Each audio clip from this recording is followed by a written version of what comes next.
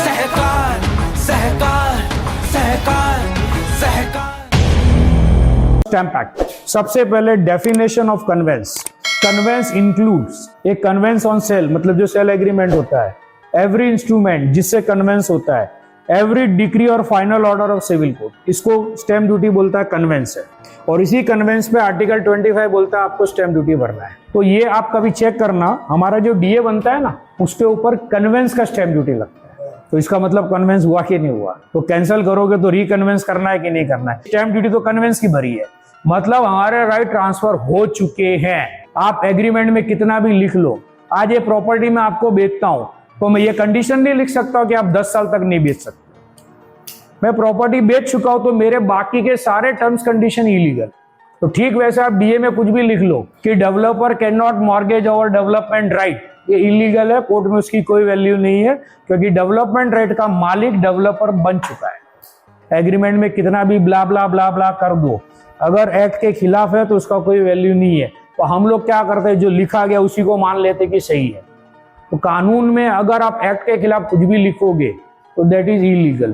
तो DA proper बनाओ, लिख देने से आप सही नहीं हो सकते हो और गलत भी नहीं हो सकते हो। अगर आपके खिलाफ गलती से कोई लिखा गया है तो आप ये मत बोलो कि गलत लिखा गया हमारे खिलाफ है। जैसे डेवलपर लिखता है ना सेल एग्रीमेंट में कि डेवलपर जब चाहे प्लान बदल सकता है, तो सर वो इलीगल है, डेवलपर कुछ नहीं कर सकता है।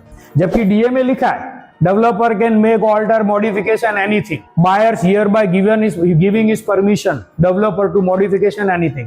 तो कोर्ट में इसको ब्लैंकेट परमिशन माना गया जो इलीगल है। तो कई बार लिखा हुआ हमारे खिलाफ भी जाता है, तो कई बार लिखा हुआ हमारे फेवर में भी आता है। तो गलत कंडीशन किसके भी खिलाफ हो, अगर डेवलपर के खिलाफ गलत लिखा है तो भी नल एंड वॉइड है, और हमारे खिलाफ लिखा गया तो भी नल वॉइड है।